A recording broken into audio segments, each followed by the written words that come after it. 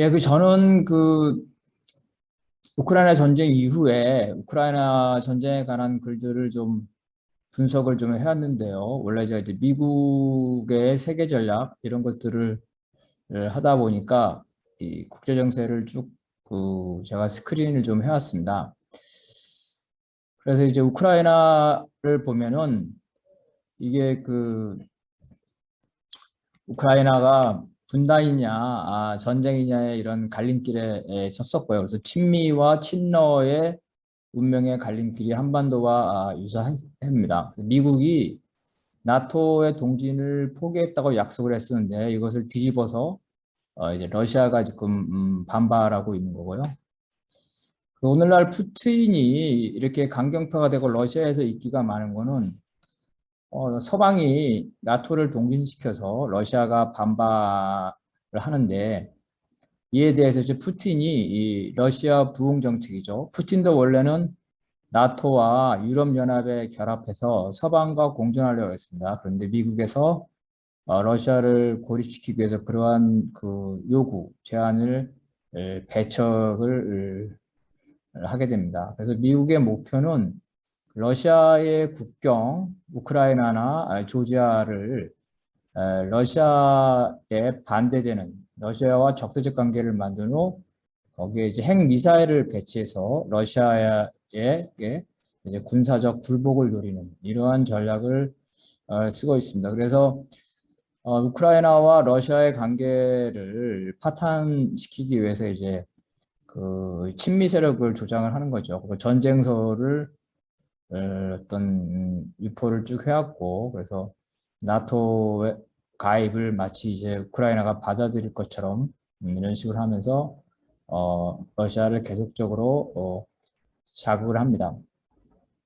우크라이나가 나토에 가입하게 되면 나토 안보조약 5항에 의해서 미국과 나토는 자동으로 러시아와 전쟁을 하게 되기 때문에 러시아는 이제 우크라이나가 나토에 가입하기 전에 예방 전쟁을 한 거죠. 어쨌든 해결책은 너무 명백합니다. 첫 번째는 미국 등 서방이 무리하게 우크라이나를 나토에 가입시키려는 걸 중단시켜야 되고 우크라이나의 주권을 존중해줘야 됩니다. 우크라이나 역시도 어떤 러시아나 미국이나 어느 동맹에 가입하는 것이 아니라 중립지대를 해야 된다는 거죠. 경제적으로는 잘 살기 위해서는 유럽연합에 가까워야 되고 그다음에 안보적으로는 러시아에 가까워지는 이러한 우크라이나의 상황이 우리 한국과 유사하죠. 한국은 경제적으로는 중국, 그다음에 안보적으로는 이 미국과 가까워야 되는. 그래서 이 두 개를 가운데서 잘 해야 되는데 그걸 잘 못했을 때는 우크라이나 같은 이제 이런 사태가 벌어지게 되는 겁니다. 우크라이나 사태를 좀 더 보게 되면요. 우크라이나 사태가 동서 우크라이나가 어떤 식으로 이 원수지간이 됐는지 이런 걸 좀 볼 필요가 있습니다. 원래 이제 동부와 서부는 그렇게 나쁜 사이관계가 아니었습니다. 먼저 소련 시절에 우크라이나 러시아는 나름대로 이제 어느 정도 서로 공존해왔다고 볼 수 있겠습니다. 드네프르 강을 기준으로 동서로 나눠지는데요. 동쪽은 러시아에 가깝습니다. 러시아의 지배를 많이 받아서 러시아의 정체성, 인구도 러시아계의 인구가 많습니다. 서쪽은 폴란드와 오스트리아 지배를 받는 동안에 유럽에 이제 가까운 정체성을 가지고 있고요. 그래서 동서가 분리되어 있다가 잠깐 소련 러시아 혁명 직후에 잠깐 통합됐다가 다시 이제 이게 분리가 되는데요. 그래서 서부는 폴란드의 식민지로 되어 있다가 2차 대전 당시 소련이 폴란드에서 이 서부를 해방시켜서 오늘날 우크라이나 소비에트 공화국에 편입을 시킵니다. 스탈린은 이제 조지아, 후르시프는 우크라이나 출신인 것을 보듯이 이렇게 소수 공화국에 대한 차별이 심하지는 않았고요. 우크라이나는 이제 벨라루스와 함께 그 유엔에 그 독자적으로 가입하는 어느 정도 자치권을 받았습니다. 우크라이나 출신의 후르쇼프가 우크라이나에게 우호의 상징으로 러시아인이 다수인 크림반도를 할당하기도 했습니다. 스탈린 시대에 우크라이나인에 대한 학살이 제기되지만 이 스탈린의 학살은 이제 우크라이나만 국한된 것은 아니죠. 물론 이제 우크라이나에 좀 더 집중됐다고는 이제 볼 수 있겠습니다. 그리고 이러한 스탈린의 학살은 이제 스탈린의 후계자를 숙청한 후르시프나 서방에 의해서 과장된 측면도 있다는 겁니다. 우크라이나는 이제 소련 붕괴 제기에서는 소련 안에서는 경제적으로 또 군사적으로 강국이었는데 소련 붕괴 이후에 이렇게 추락을 하게 됩니다. 미국이 이 개입하기 전에 우크라이나 이제 소련 붕괴 이후에 동서가 권력을 나눠 가졌습니다. 동부가 대통령이면 서부 출신이 수상, 서부가 대통령이면 동부 출신이 수상, 뭐 이런 경우가 쭉 있어 왔었습니다. 그런데 이런 것들이 깨지는 게 이제 2004년에 유센코가 나타나면서 이렇게 되는데요. 그래서 이 오렌지 혁명이라죠. 친서방 정책으로 인해서 동부, 친러의 동부와 그다음에 공산당, 올가리와 충돌하게 됩니다.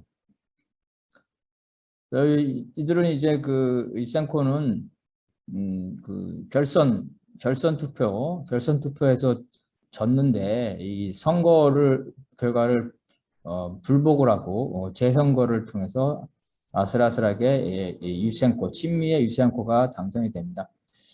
유센코의 당선에는 이렇게 친미 세력이 있는데 특히 유센코의 부인이 제3세계 체제 전환을 추진하는 미국 외교관 출신입니다. 그러니까 우크라이나에게 미국인이라는 거죠. 그래서 사실은 이제 이게 유센코를 배후 조종을 하는 거 아니냐. 유센코도 이 부인에 의해서 사실 육성된 은행가입니다. 그래서 이러한 친미 우크라이나를 육성했던 사람이 바로 유센코의 부인이다라는 거죠. 그래서 유센코는 이제 권력 독점력이 강해서 두 차례나 이제 국회를 해산시켰는데 첫 번째는 동부 출신의 야누코비치가 수상했는데 이거를 못마땅해 여겨가지고 이제 수상을 해임시켜서 국회를 해산합니다. 두 번째 총리는 티모센코인데요, 여성인데요. 더 과감한 친서방 정책을 하면서 유센코 대통령과 대립을 합니다. 역시 또 유센코가 권력을 독점하기 위해서 국회를 이렇게 해산을 합니다. 그래서 이제 그 동부에서 인기가 있었던 야누코비치가 2010년에 결국은 당선이 되는데요. 이 친미 세력과 구구 나치들이 이제 이에 대해서 반발을 하게 됩니다. 결정적인 거는 이 동부 출신의 대통령이 유럽연합의 가입 추진을 중단하니까 친서방적인 세력들이 이제 시위를 했던 거고요. 이 시위가 대규모 시위로 되면서 친러의 정부와 시위대가 화해를 했는데 구구파 신나치들이 무장으로 키이우를 점령하면서 친러 대통령이 러시아로 망명하게 되는. 그래서 이제 이러한 친러 대통령을 서부에서는 쫓아내고 동부는 여전히 자신들의 대통령으로 여기게 되면서 서부와 동부가 이렇게 갈라지게 되는 겁니다. 그래서 친미 세력이 바로 이제 신나치 구구 세력의 무장 쿠데타로 해서 정권을 잡게 되는 거예요. 이런 반러 정책을 강화했기 때문에 러시아인이 다수인 크림반도는 독립했고요. 그 이외의 동부 지역도 내전 상태로 가게 되는 그러한 사태가 이제 벌어지게 된 겁니다. 그래서 이러한 사태에서 역할들을 각각을 좀 보게 되면요.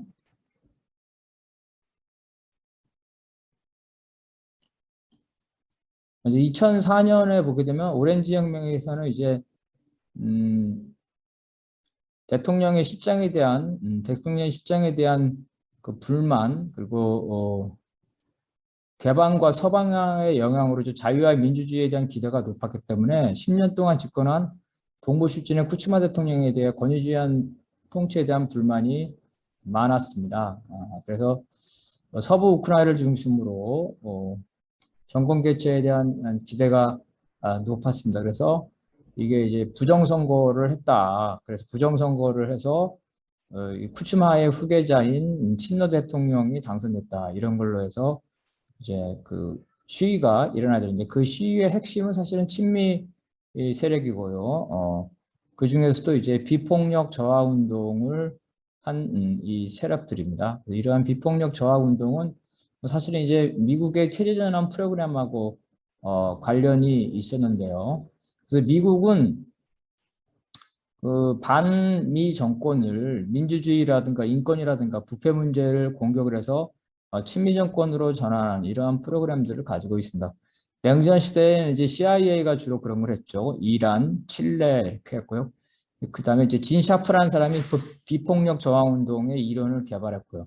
이것이 이제 그 1999년인가요? 유고슬라비아에서 이것들이 성공하게 되는데요. 이후에 이것이 다시 이제 캄바스라는 단체에 의해서 약 50여 개국에 이러한 비폭력 저항 운동, 비폭력 저항 운동이 수출이 됩니다. 캄바스는 이제 비폭력 행동 전략센터라고 해서요.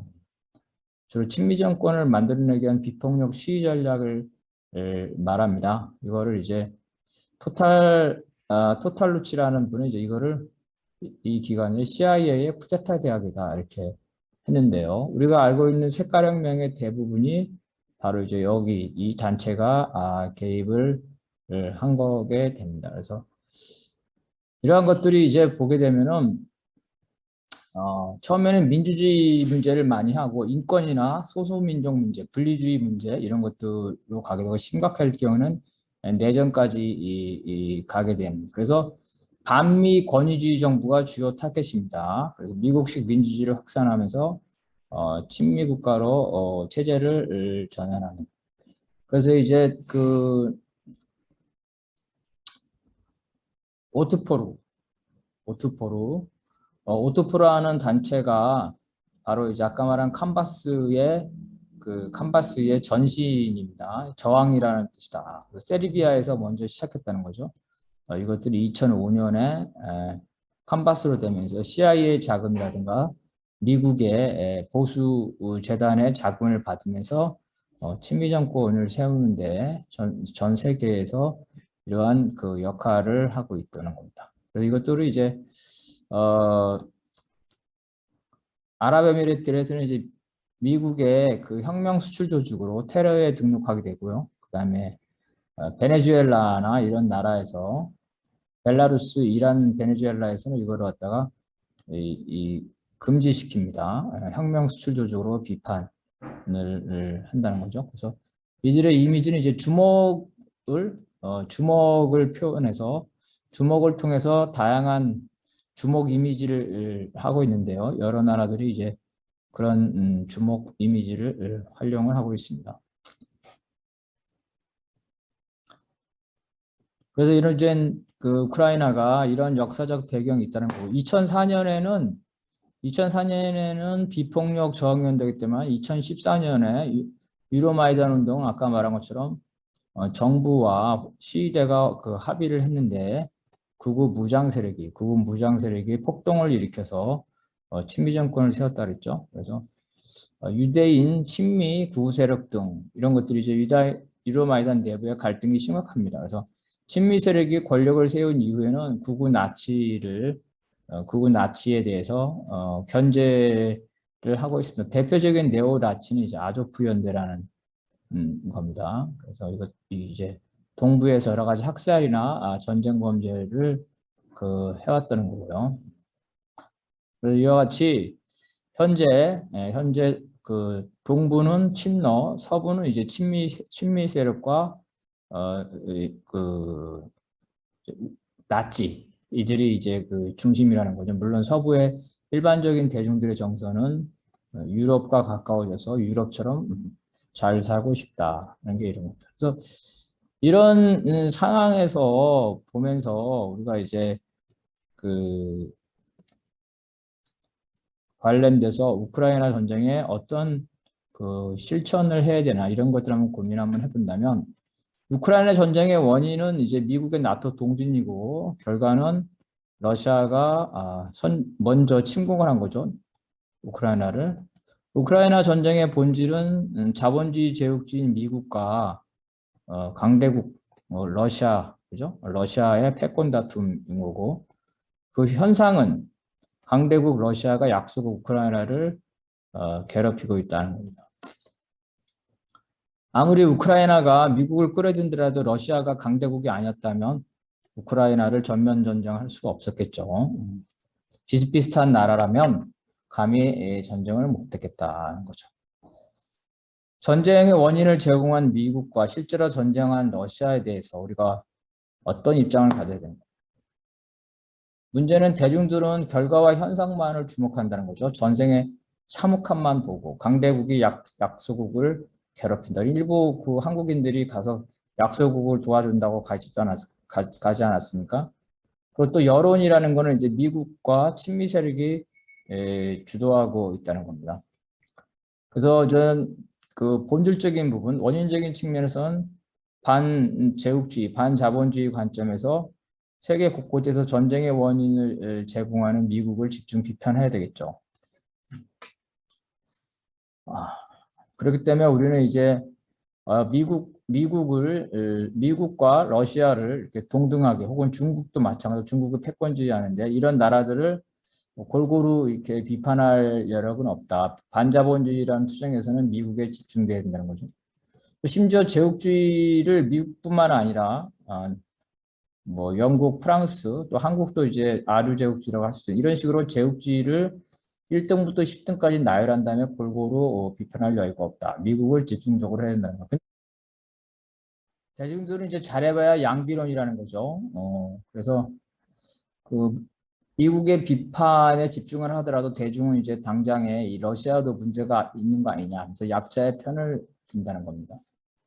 그러면 우리가 과학이라는 건 뭐냐? 관념적으로 논리가 정형한 것을 말하는 것이 아니라 실천에 있어서 실천력이 강화되는 대중이 참여하고 동의될 수 있는 대중과 함께 가는 대중을 움직이게 하는 것이 이런 것이 이제 실천적으로 과학이라는 겁니다. 그래서 항상 어떤 본질을 꿰뚫는 현자의 분석과 요구, 즉 본질과 원인을 대중에게 직접 요구하는 게 아니라 대중의 관점에서 일단 결과와 현상을 보면서 원인과 본질로 대중들을 견인해야 된다는 거예요. 대중들에게 전쟁을 일으키고 약소국을 괴롭히는 러시아를 비판해야 한다는 말도 맞긴 하지만 사실은 왜 러시아가 그러냐면 그 이면에는 미국 제국주의가 이러한 것들을 유발시킨 거다. 이런 식으로 대중에게 접근해서 대중들이 본질과 원인에 대해서 알 수 있게끔 하는 것 이런 것들을 가지고 의식화라든가 선전선동이라고 하는 것. 그래서 전쟁의 참혹함에서 러시아를 비판하고 러시아가 왜 그렇게 할 수밖에 없는가에 대해서 자연스럽게 대중들에게 인식시켜 주는 것 이것이 우리 공동 실천의 목적입니다. 나의 통찰력과 정통성을 선언하면서 본질과 원인만을 주목하라고 대중에게 요구하는 것은 오히려 대중과 유리되는 운동이기 때문에 이것은 실천력에 있어서 또 대중을 움직이게 하는 데 있어서 큰 역할을 할 수 없다 이렇게 볼 수 있겠습니다.